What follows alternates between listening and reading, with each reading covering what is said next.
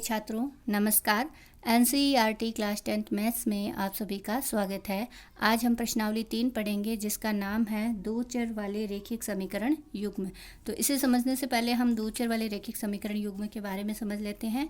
उसका व्यापक फॉर्मूला होता है कि ax प्लस by प्लस सी बराबर 0, जहाँ x और y आपके चर हैं और a b c हैं वो अचर मान है।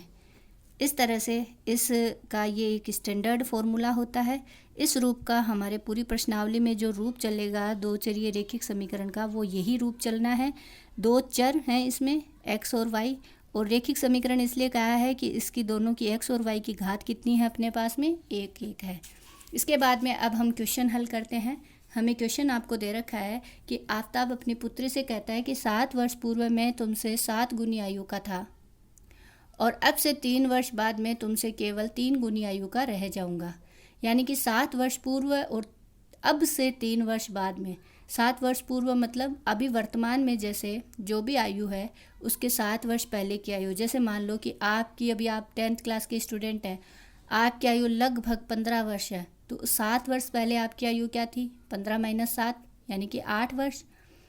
और आपके पापा की आयु, मान लो पिता की आयु आपकी 45 वर्ष है, तो उसमें से 7 घटाओ आप, तो कितनी आयु हो गई, 38 वर्ष। इस तरह से अब हम वैसे ही 3 वर्ष बाद में मैं तुमसे केवल 3 गुनी आयु का रह जाऊंगा। तो पढ़ने में तो ये क्वेश्चन इंटरेस्टिंग लग ही रहा है, इसीलिए यहाँ पे लिखा है कि क्या यह मनोरंजक है, तो यह मनोरंजक क्वेश्चन है।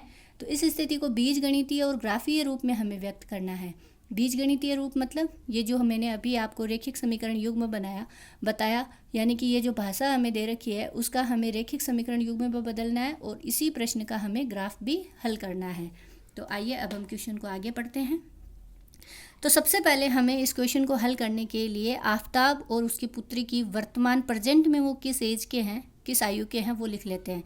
तो माना आफ्ताब की वर्तमान आयु x वर्ष है और पुत्री की वर्तमान आयु है y वर्ष, ये हमने मान लिया।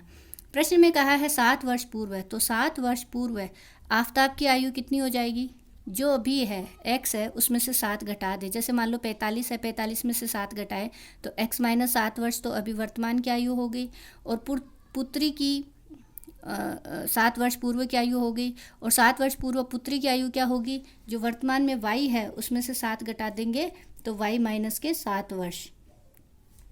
इसके बाद प्रश्नानुसार हमें कहा है कि 7 वर्ष पूर्व मैं तुमसे 7 गुनी आयु का था। तो पिता की आयु है x - 7 और पुत्री की आयु है y - 7। तो पुत्री की आयु का 7 गुना, यानी कि पुत्री की आयु y - 7 को 7 से गुणा करेंगे तो किसकी आयु आ जाएगी, आफ्ताब की, यानी पिता की आयु आ जाएगी। तो x - 7 बराबर इस 7 को अंदर मल्टीप्लाई करेंगे तो 7y और -49। 7y बराबर के इधर आ जाएगा तो x - 7y, यहाँ माइनस का 7 इधर आएगा तो प्लस के 7, 49 में से प्लस का 7 घटाएंगे तो माइनस का 42। तो पहली समीकरण अपने पास ये बन गई। इसी प्रकार प्रश्न में कहा गया है कि 3 वर्ष बाद, तो 3 वर्ष बाद आफ्ताब की आयु क्या होगी। अभी आफ्ताब की आयु वर्तमान में है x, 3 वर्ष बाद क्या हो जाएगी, x + 3, और पुत्री की आयु क्या हो जाएगी, y + 3। तो इसी तरह से आफ्ताब की आयु हो गई x + 3 और पुत्री की आयु हो गई y + 3। प्रश्न में कहा है कि अब से 3 वर्ष बाद मैं तुमसे केवल 3 गुनी आयु का रह जाऊंगा। तो पिता की आयु है x + 3, पुत्री की आयु है y + 3, और पुत्री की आयु का 3 गुना, इसलिए हम पुत्री की आयु को क्या करेंगे, 3 से गुणा कर देंगे। लेकिन पुत्री की आयु में 2 अंक हैं, इसलिए हम उसको ब्रैकेट में लिखेंगे। तो x + 3 बराबर 3y + 3 को 3 से गुणा किया 9। y वाले मानों यानी अचर मानों को, चर मानों को एक तरफ लिख लेते हैं और संख्याओं को एक तरफ लिख लेते हैं। तो x और 3y बराबर के इधर आएगा -3y, 9 में से 3 घटाएंगे तो 6। तो इस तरह से ये अपनी दूसरी समीकरण बन जाएगी। अब ये दोनों समीकरणें हमारा इसका बीजगणितीय रूप हो गया है। अब हम इन दोनों समीकरणों को, बीजगणितीय रूप को हम किस में हल करेंगे, ग्राफीय विधि में हल करेंगे। तो अभी तक तो हमने सिर्फ और सिर्फ जो आपको भाषा दे रखी थी उसके 2 समीकरण हल किए हैं। तो आपके पास में अभी जो भी प्रश्नावली अब हम आगे हल करने वाले हैं, ये जो सवाल हम हल कर रहे हैं, इसमें सबसे पहला काम तो हमारा था समीकरणें बनाना। अब समीकरण बनाने के बाद में अब हमारा नेक्स्ट काम आ गया है इसको ग्राफ में बनाना। तो ग्राफ में बनाने के लिए अब हम क्या करेंगे, पहले इन दोनों समीकरणों को लिख लेंगे। बीजगणितीय रूप की ये जो दोनों समीकरणें हैं इनको लिख लिया। इनके लिए अब हम एक टेबल बनाएंगे। टेबल बनाने के लिए जैसे हमारा पहली समीकरण है x माइनस 7y बराबर माइनस का 42। इस समीकरण में पहले हम x बराबर 0 रखेंगे और फिर हम y बराबर 0 रखेंगे, तो संबंधित x और y के मान आ जाएंगे अपने पास में। और इसके लिए अब हम दो ही बिंदु हल करेंगे और दोनों बिंदुओं को हल करने के लिए जैसे मैंने सबसे पहले इसमें लिखा x बराबर 0 रखने पर, जैसे ही हम x बराबर 0 रखेंगे यहाँ पे, तो x की जगह मैंने 0 रखा तो 0 माइनस 7y माइनस 42, 0 को हटा दिया, माइनस 7y बराबर माइनस 42, y माइनस के 7 का भाग लगाया 42 में, माइनस 42 में, तो माइनस से माइनस कट गया, 7 छक्के 42, तो y का मान अपने पास में कितना आ गया, 6 आ गया। यानी कि जब हमने x बराबर 0 दिया तो y बराबर अपने पास क्या आया, 6 आया।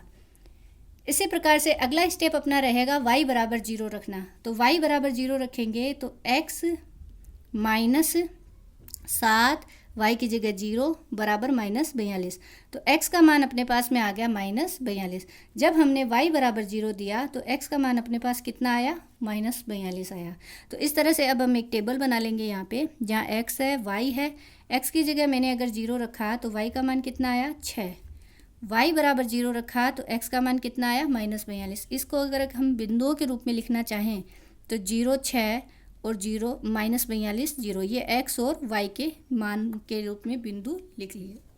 इसी प्रकार से अब हम दूसरी जो समीकरण है उसकी टेबल बना लेंगे। तो उसके लिए हम x बराबर 0 रखेंगे।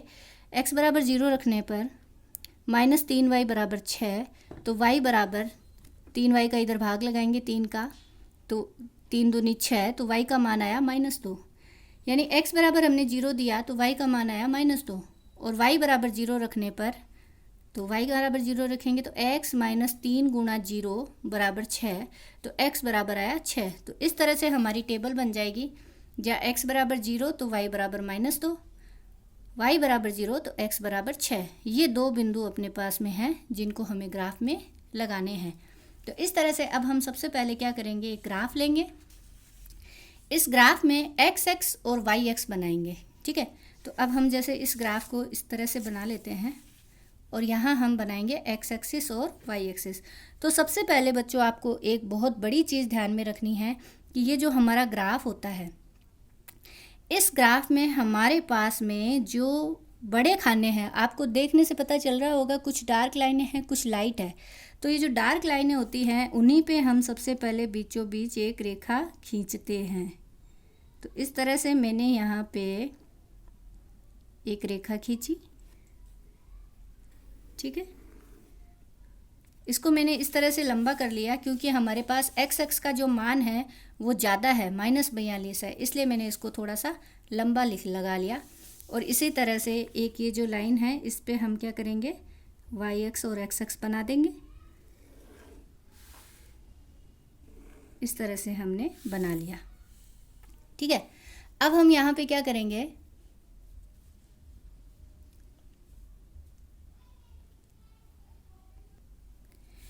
कि इसको मैंने एक्स एक्स कहा, इसलिए यहाँ पे मैंने लिखा एक्स और इधर मैंने लिखा इसमें एक्स डैश, क्योंकि ये जो लाइनें क्षैतिज है इसको हम एक्स एक्स कहेंगे और ये जो खड़ी लाइनें होती है ऊर्ध्वाधर, इनको हम ऊर्ध्वाधर रेखाएं कहेंगे।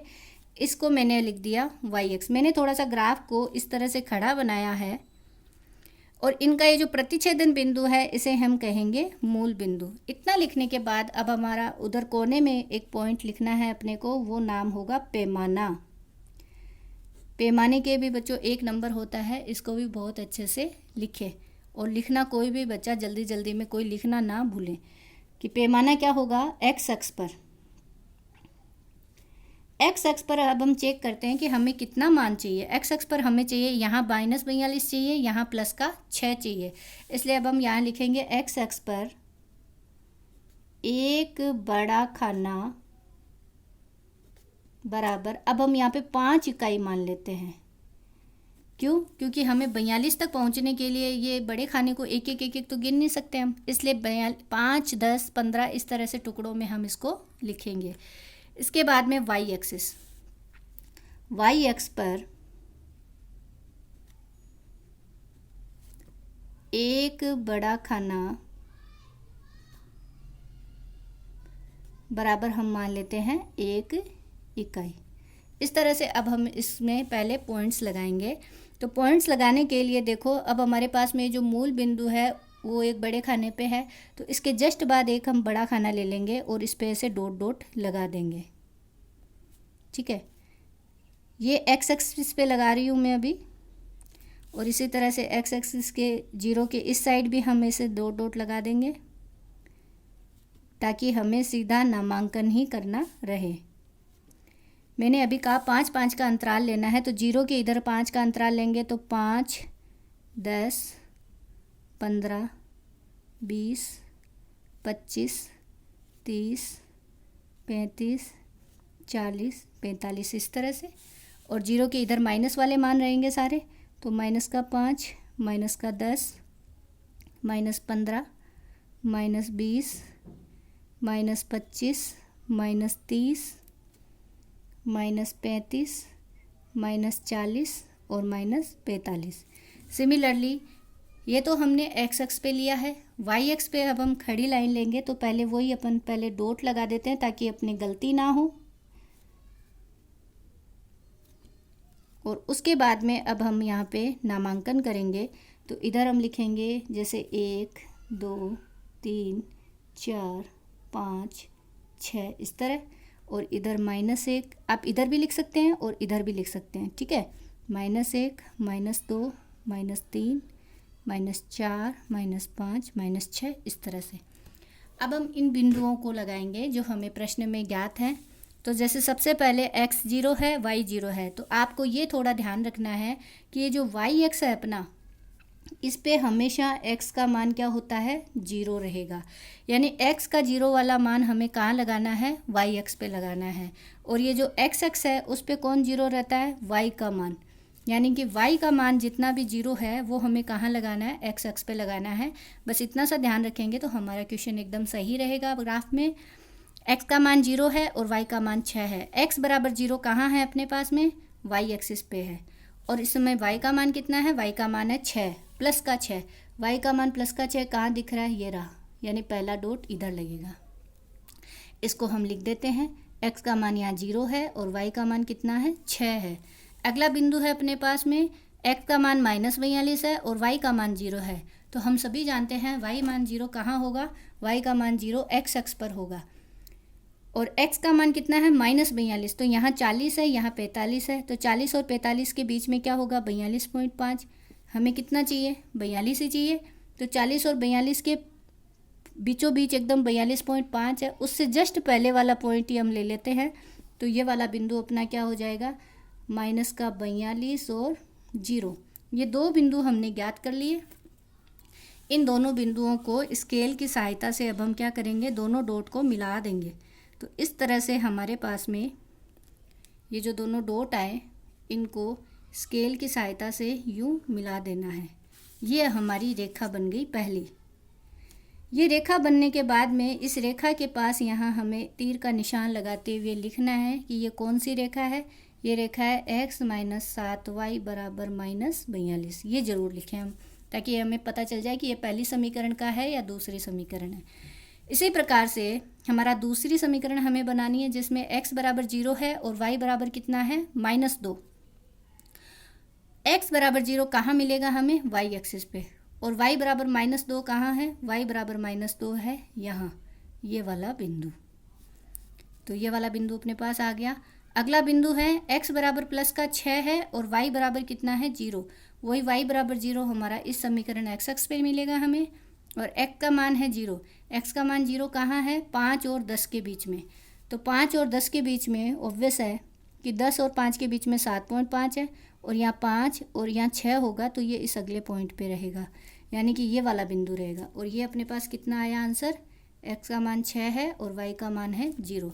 इन दोनों को बिंदुओं को होते हुए ये वाला बिंदु भी हम लगा देते हैं, ये वाला बिंदु है 0 और -2। इन दोनों बिंदुओं से होती हुई एक रेखा खींचेंगे, इस तरह से एक रेखा खींचेंगे जो कि ऊपर तक कहीं जाएगी, और इधर से इसको भी हम नामांकित कर देंगे। और इस समीकरण का नाम क्या था अपने पास में? ये समीकरण थी x - 3y = 6। तो इस तरह से हम किसी भी समीकरणों के ग्राफ बना सकते हैं। तो मेरे ख्याल से सभी को ग्राफ अच्छे से समझ में आ गया होगा। Thank you.